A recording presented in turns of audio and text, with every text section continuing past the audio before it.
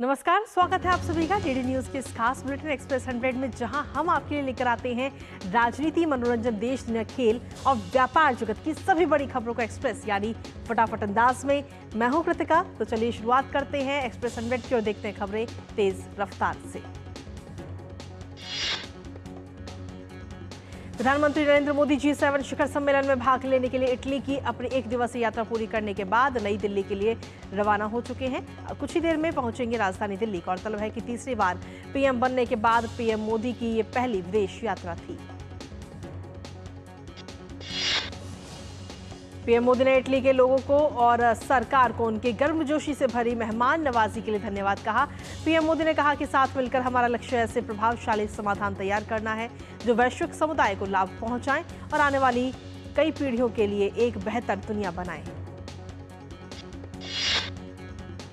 G7 शिखर सम्मेलन में हिस्सा लेने के लिए अपने अनुभव को सोशल मीडिया प्लेटफॉर्म एक्स पर साझा करते हुए प्रधानमंत्री ने लिखा, अपुलिया में G7 शिखर सम्मेलन में बहुत ही उत्पादक दिन रहा। विश्व नेताओं के साथ बातचीत की और विभिन्न विषयों पर चर्चा की। G7 शिखर सम्मेलन के आउटरीच सत्र में हिस्सा लेने के दौरान पीएम मोदी को देश की तीसरी बार बागडोर संभालने पर सभी राष्ट्राध्यक्षों ने भी बधाई दी। तीसरी बार देश का पीएम बनने के बाद अपनी पहली विदेश यात्रा पर इटली पहुंचे प्रधानमंत्री नरेंद्र मोदी का इटली के प्रधानमंत्री जॉर्जिया मेलोनी ने जोरदार स्वागत किया। पीएम मोदी ने इटली की अपुलिया में G7 शिखर सम्मेलन में आर्टिफिशियल इंटेलिजेंस, ऊर्जा, अफ्रीका और भूमध्य सागर पर आधारित आउटरीच सत्र में हिस्सा लिया, जिसमें उन्होंने समूह को उसकी 50वीं वर्षगांठ पर बधाई भी दी। पीएम मोदी ने G7 के आउटरीच सत्र में अपने संबोधन में एआई के क्षेत्र में अंतर्राष्ट्रीय शासन के महत्व पर बल दिया। उन्होंने कहा कि भविष्य में भी एआई को पारदर्शी, निष्पक्ष, सुरक्षित, सुलभ और जिम्मेदार बनाने के लिए हम सभी देशों के साथ मिलकर काम करते रहेंगे। पीएम ने आउटरीच सत्र में कहा कि ऊर्जा के क्षेत्र में भारत का दृष्टिकोण उपलब्धता, पहुंच, सामर्थ्य और स्वीकार्यता जैसे 4 सिद्धांतों पर आधारित है और भारत 2070 तक नेट जीरो के तय लक्ष्य को पाने की अपनी प्रतिबद्धता को पूरा करने के लिए हर संभव प्रयास कर रहा है। पीएम मोदी ने G7 के मंच से आह्वान किया कि हमें मिलकर साथ आने वाले समय में हरित युग बनाने का प्रयास करना चाहिए। इसके लिए भारत ने मिशन लाइफ यानी पर्यावरण के लिए जीवन शैली की शुरुआत की। इस मिशन पर आगे बढ़ते हुए 5 जून को पर्यावरण दिवस पर एक पेड़ मां के साथ मां के नाम अभियान की भी शुरुआत की गई। पीएम मोदी ने G7 के आउटरीच सत्र के अपने संबोधन में कहा कि 2047 तक विकसित भारत का निर्माण सरकार का संकल्प है। पीएम ने कहा कि हमारी प्रतिबद्धता है कि समाज का कोई भी वर्ग देश की विकास यात्रा में पीछे ना छूटे। पीएम मोदी ने आउटरीच सत्र में कहा कि भारत में ने ग्लोबल साउथ के देशों की प्राथमिकताओं और चिंताओं को विश्व पटल पर रखने को अपना दायित्व समझा है। इन प्रयासों में हमने अफ्रीका को उच्च प्राथमिकता दी है। पीएम ने कहा कि हमें गर्व है कि भारत की अध्यक्षता में G20 ने अफ्रीकी संघ को अपना स्थायी सदस्य बनाया। अफ्रीका के सभी देशों के आर्थिक और सामाजिक विकास, स्थिरता और सुरक्षा में भारत योगदान देता आया है और आगे भी देता रहेगा। G7 शिखर सम्मेलन के दौरान प्रधानमंत्री नरेंद्र मोदी से मिलने के लिए सभी सदस्य देशों के राष्ट्राध्यक्षों ने गर्मजोशी दिखाई। गौरतलब है कि Canada, France, Germany, Italy, Japan, Britain और अमेरिका G7 के सदस्य देश हैं। भारत को इस सम्मेलन के आउटरीच सत्र में हिस्सा लेने के लिए आमंत्रित किया गया था। इटली के अपुलिया में आयोजित G7 शिखर सम्मेलन के तहत प्रधानमंत्री मोदी ने विभिन्न देशों के राष्ट्राध्यक्षों के साथ द्विपक्षीय मुलाकात की, जिसमें मेजबान देश के प्रधानमंत्री जॉर्जिया मेलोनी भी शामिल रही। दोनों नेताओं के बीच गर्मजोशी के साथ आपसी और वैश्विक हितों से जुड़े विभिन्न मुद्दों पर चर्चा हुई।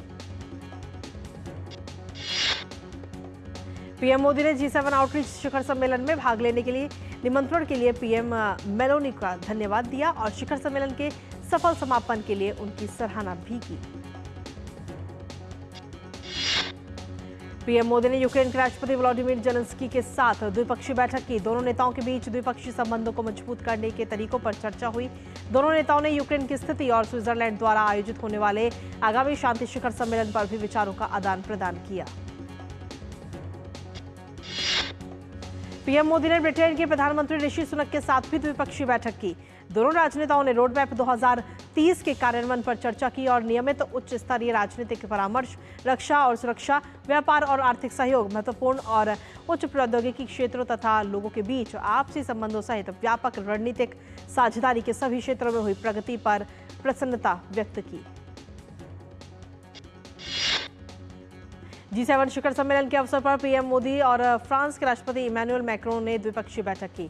इस दौरान रक्षा, परमाणु, अंतरिक्ष, शिक्षा, जलवायु कार्रवाई, डिजिटल सार्वजनिक बुनियादी ढांचे, कनेक्टिविटी और राष्ट्रीय संग्रहालय साझेदारी जैसी सांस्कृतिक पहल और जन भागीदारी को बढ़ाने में सहयोग पर भी चर्चा हुई। पीएम मोदी ने आगामी पेरिस ओलंपिक और पैरालंपिक खेलों के लिए फ्रांस के राष्ट्रपति इमैनुअल मैक्रोन को शुभकामनाएं भी दी। इस दौरान पीएम मोदी ने जापान के प्रधानमंत्री फुमियो किशिदा के साथ भी मुलाकात की। इस दौरान दोनों नेताओं के बीच कई महत्वपूर्ण विषयों पर चर्चा की गई। पीएम मोदी ने कहा कि उनके तीसरे कार्यकाल में भी जापान के साथ संबंधों को प्राथमिकता दी जाती रहेगी। पीएम नरेंद्र मोदी ने G7 शिखर सम्मेलन के इतर इटली में अमेरिकी राष्ट्रपति जो बाइडेन से भी मुलाकात की और कहा कि भारत और अमेरिका वैश्विक भलाई को आगे बढ़ाने के लिए मिलकर काम करते रहेंगे। प्रधानमंत्री नरेंद्र मोदी ने जर्मनी के चांसलर ओलाफ शोल्ज से मुलाकात की। पीएम मोदी ने कहा कि चांसलर शोल्ज के साथ मुलाकात काफी अच्छी रही। उन्होंने कहा कि भारत और जर्मनी की रणनीतिक साझेदारी समावेशी और सतत वैश्विक विकास को आगे बढ़ाने में अहम भूमिका निभा सकती है।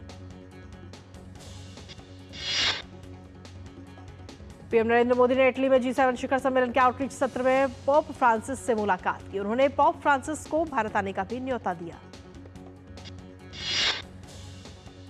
पीएम मोदी ने G7 सम्मेलन के दौरान ब्राजील के राष्ट्रपति लुला डी सिल्वा, तुर्की के राष्ट्रपति रेसेप तैयप एर्दोगन और संयुक्त अरब अमीरात के राष्ट्रपति शेख मोहम्मद बिन जायद अल नाहयान से भी मुलाकात की। इनके अलावा पीएम ने जॉर्डन के राजा अब्दुल्ला द्वितीय और संयुक्त राष्ट्र महासचिव एंटोनियो गुटेरेस से भी मुलाकात की। इटली के अपूलिया में आयोजित G7 शिखर सम्मेलन में सभी सदस्य देशों ने वैश्विक चुनौतियों से सामना दृढ़ संकल्प के साथ करने पर प्रतिबद्धता व्यक्त की है। सभी सदस्य देशों ने लोकतांत्रिक सिद्धांतों और मुक्त समाज, सार्वभौमिक मानवाधिकारों में अपने विचार साझा विश्वास को दोहराया। उत्तर भारत में गर्मी और लू का कहर जारी है। देश में उत्तर प्रदेश का प्रयागराज सबसे गर्म शहर रहा, जहां अधिकतम तापमान 46.9 डिग्री सेल्सियस दर्ज किया गया। मौसम विभाग ने उत्तर प्रदेश के अलग अलग जगहों पर 18 जून तक लू का रेड अलर्ट जारी किया है। वहीं हरियाणा, चंडीगढ़, दिल्ली, पूर्वी मध्य प्रदेश के कुछ हिस्सों सहित पश्चिम उत्तर प्रदेश, दक्षिण बिहार के अलग अलग हिस्सों में अधिकतम तापमान 45 डिग्री सेल्सियस के पास रहा। मौसम विभाग ने गर्मी और लू के कहर को देखते हुए लोगों को सलाह दी है कि अनावश्यक घरों से बाहर ना निकलें और पर्याप्त मात्रा में पेय पदार्थ का सेवन करें। मौसम विभाग ने उम्मीद जताई कि 18 जून तक उत्तर भारत में प्री मानसून बारिश हो सकती है, जिसके बाद ही गर्मी और लू से राहत मिलने की उम्मीद है। मौसम विभाग ने अगले 4 से 5 दिनों में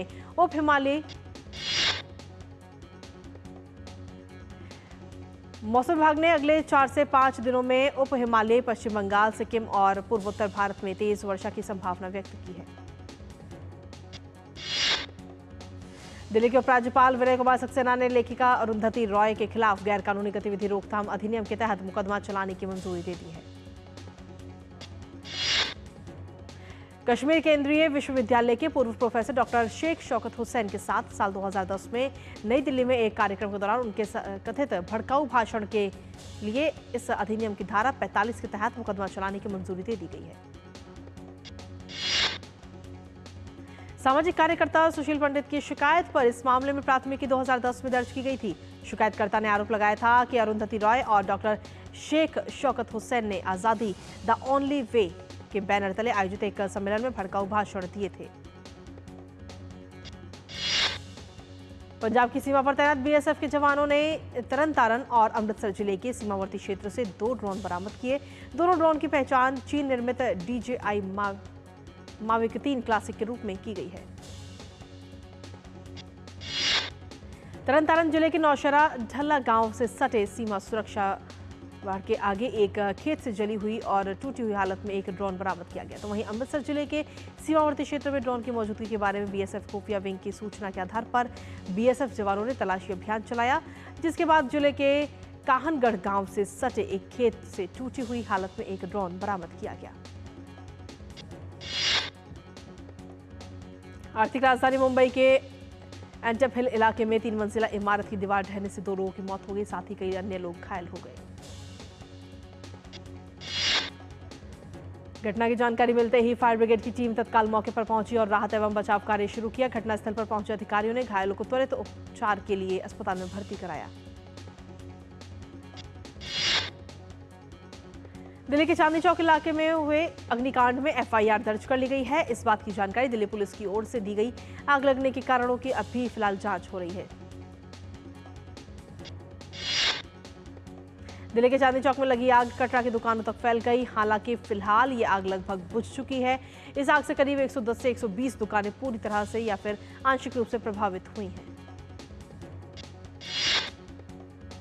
वहीं आपको बता दें कि शुक्रवार सुबह से ही दमकल की 8 गाड़ियां आग बुझाने के साथ साथ इमारत के कूलिंग का भी काम कर रही हैं। दमकल विभाग के करीब 150 कर्मी मौके पर काम कर रहे हैं। आग लगने की वजह से शुक्रवार को बाजार में कामकाज पूरी तरह से ठप रहा। देश की राजधानी दिल्ली में लोग गंभीर जल संकट से जूझ रहे हैं। प्रचंड गर्मी और पानी के लिए पड़ोसी राज्यों पर निर्भरता के कारण दिल्ली की लगभग 3 करोड़ आबादी को परेशानी का सामना करना पड़ रहा है। दिल्ली में जारी जल संकट के बीच दिल्ली के विभिन्न इलाकों में टैंकरों से पानी की सप्लाई की जा रही है। दिल्ली के मैदान गढ़ी में टैंकरों के जरिए लोगों को पानी की आपूर्ति की जा रही है। घंटों तक वाटर टैंकरों का इंतजार करने के बावजूद भी लोगों को पानी नहीं मिल पा रहा। हालात ये है कि लोग पानी के लिए टैंकरों पर चढ़ जा रहे हैं। आम आदमी पार्टी शासित पंजाब में भी लोग जल संकट का सामना कर रहे हैं। पंजाब के फाजिल्का में जल संकट के बीच टैंकरों के जरिए लोगों को पानी की आपूर्ति की जा रही है।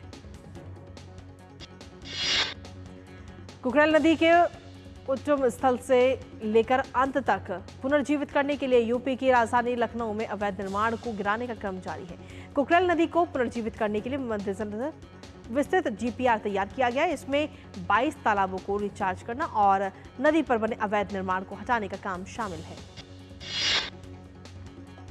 नदी पर बने अवैध निर्माण हटाने का काम लगातार जारी है और इसके तहत कुकरेल नदी के किनारे बसे अकबर नगर में एक दिन में 165 अवैध निर्माणों को गिराया गया। इस क्षेत्र को खाली कराने के लिए बुलडोजर चलाया गया और ध्वस्तीकरण की कार्रवाई को शांतिपूर्ण तरीके से अंजाम दिया गया।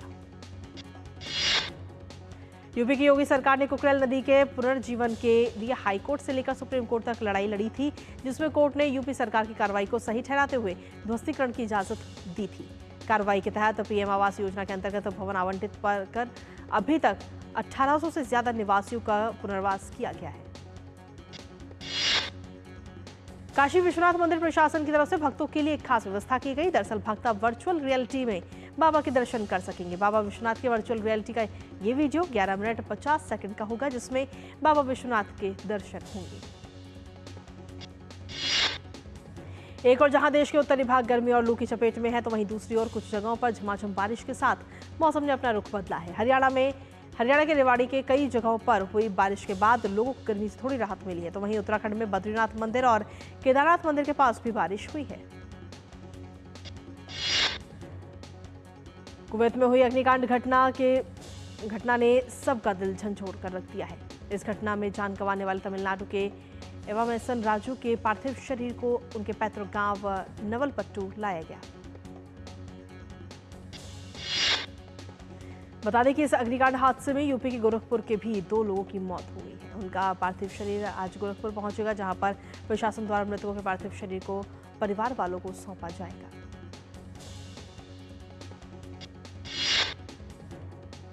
और एक्सप्रेस 100 में खबरों का सिलसिला लगातार जारी। वक्त एक छोटे से ब्रेक का, आप बने रहिए हमारे साथ।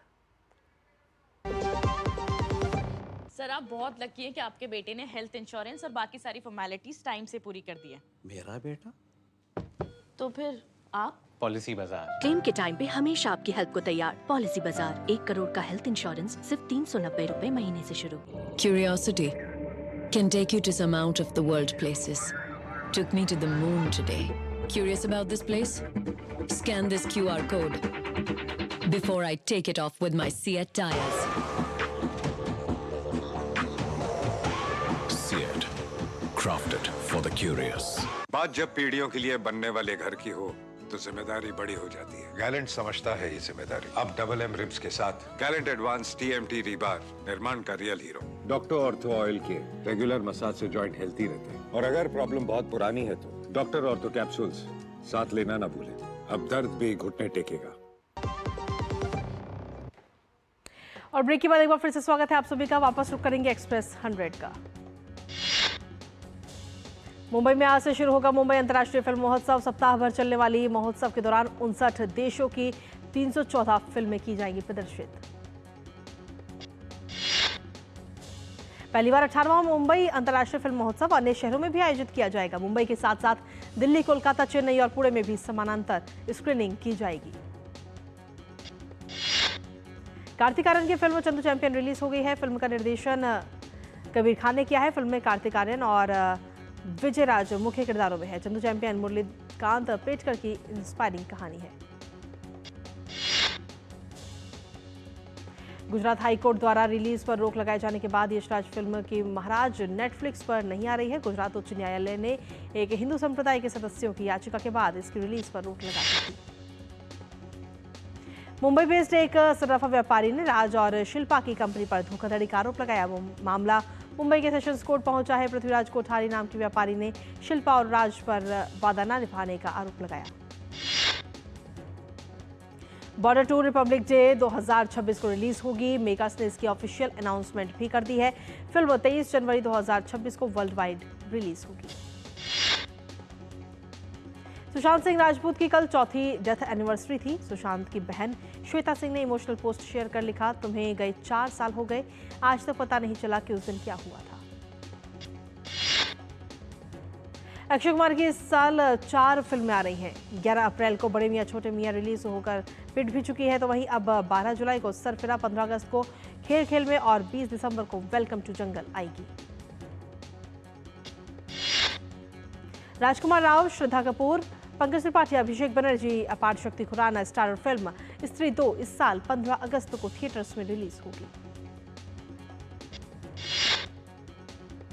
नवाजुद्दीन सिद्दीकी और अतुल तिवारी की फिल्म रोतू का राज का ट्रेलर रिलीज। फिल्म रोतू का राज 28 जून को G5 पर स्ट्रीम होनी शुरू होगी, जो एक सस्पेंस कॉमेडी मूवी है। फिल्म में नवाजुद्दीन सिद्दीकी इंस्पेक्टर दीपक नेगी का रोल निभा रहे हैं और मामले की छानबीन कर रहे हैं। इटली से भारत रवाना होने से पहले अमेरिकी राष्ट्रपति जो बाइडेन जर्मनी के चांसलर ओलाफ स्कॉल्स और जापान के प्रधानमंत्री फुमियो किशिदा से भी मुलाकात की। प्रधानमंत्री मोदी ने सभी नेताओं से द्विपक्षीय संबंधों के पर मजबूती पर भी चर्चा हुई। दक्षिण अफ्रीका में सिरिल रामाफोसा फिर से राष्ट्रपति पद के लिए निर्वाचित। रामाफोसा की पार्टी अफ्रीकन नेशनल कांग्रेस ने डेमोक्रेटिक अलायंस के साथ यूनिटी सरकार बनाने पर सहमत हुई। दक्षिण अफ्रीका में सिरिल रामाफोसा फिर से राष्ट्रपति पद के लिए निर्वाचित। अंतर्राष्ट्रीय बाजार में नेपाल के पर्यटन को बढ़ावा देने के लिए शुक्रवार को काठमांडू घाटी में 2 दिवसीय नेपाल अंतर्राष्ट्रीय पर्यटन एक्सपो शुरू किया गया।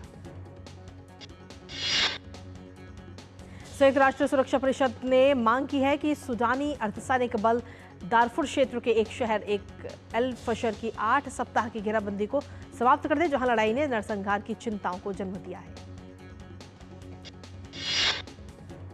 ताइवान ने अपने क्षेत्र के पास 8 चीनी विमानों और 8 नौसैनिक जहाजों को ट्रैक किया। ताइवान के रक्षा मंत्रालय ने कहा कि 3 विमानों ने ताइवान के दक्षिण पश्चिमी वायु क्षेत्र में प्रवेश किया। भारतीय उच्चायोग और श्रीलंका के पूर्वी प्रांत पर्यटन ब्यूरो ने त्रिकोमाली के मैक हेजर स्टेडियम में एक मेगा योग कार्यक्रम आयोजित किया। इस कार्यक्रम में लगभग 5000 छात्रों और समाज के सदस्यों ने हिस्सा लिया। पूर्वी प्रांत के गवर्नर सेंथिल थोंडामन ने योग को दुनिया भर में लोकप्रिय बनाने के लिए भारतीय प्रधानमंत्री नरेंद्र मोदी को धन्यवाद दिया।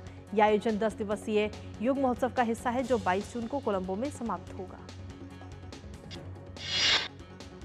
म्यांमार के सैन्य शासन ने काचिन और उत्तरी शान राज्य में चीन के साथ सभी सीमा व्यापार मार्गों पर नियंत्रण खो दिया है। इन मार्गों पर अब काचिन इंडिपेंडेंस आर्मी ने कब्जा जमा लिया है। केंद्रीय वित्त मंत्री निर्मला सीतारमण की अध्यक्षता में वस्तु एवं सेवा कर परिषद की 53वीं बैठक 22 जून 2024 को नई दिल्ली में होने वाली है। जीएसटी परिषद की पिछली बैठक अक्टूबर 2023 में हुई थी। भारतीय रिजर्व बैंक ने सेंट्रल बैंक ऑफ इंडिया के खिलाफ सख्त कदम उठाए हैं। आरबीआई ने सेंट्रल बैंक ऑफ इंडिया पर करोड़ों रुपए का जुर्माना लगाया है। बैंक पर यह जुर्माना लोन और एडवांसेस तथा कंज्यूमर प्रोटेक्शन से जुड़े निर्देशों का पालन न करने पर लगाया गया।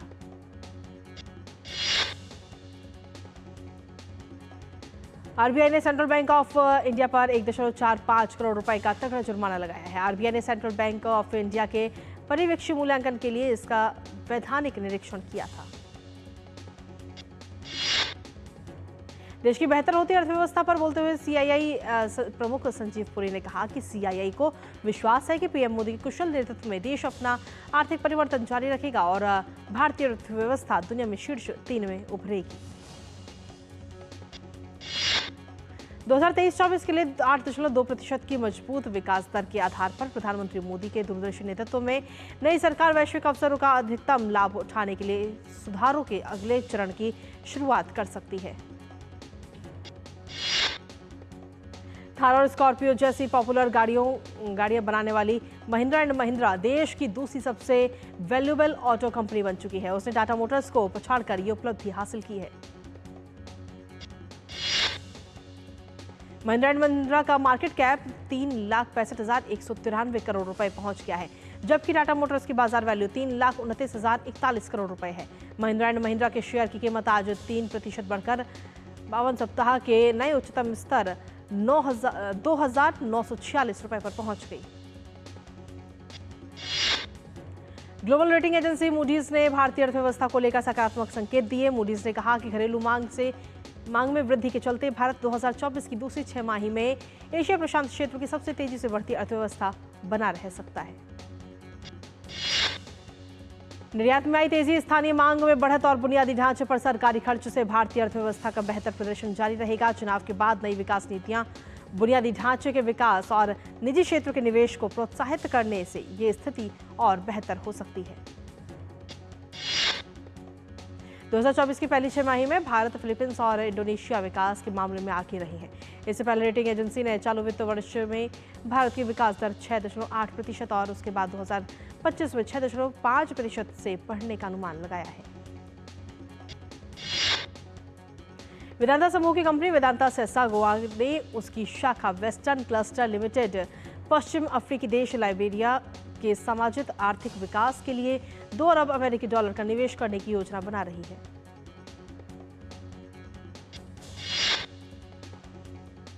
श्रम एवं रोजगार सचिव सुमिता जावरा ने कर्मचारी भविष्य निधि से संबंधित दावा निपटान को स्वचालित बनाने और दावों की अस्वीकृति में कटौती के लिए ईपीएफओ के हालिया प्रयासों की सराहना की है। वाणिज्य मंत्रालय एक ई प्लेटफॉर्म ट्रेड कनेक्ट शुरू करने की तैयारी कर रहा है। इससे निर्यातकों को अंतर्राष्ट्रीय व्यापार के साझेदारों से सामंजस्य स्थापित करने में मदद मिलेगी।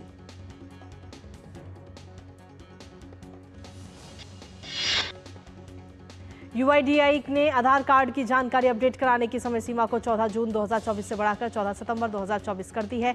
इससे लोगों को अपने आधार कार्ड में दर्ज बायोमेट्रिक जानकारी और जनसांख्यिकी जानकारी को अपडेट कराने के लिए अतिरिक्त समय मिल गया है।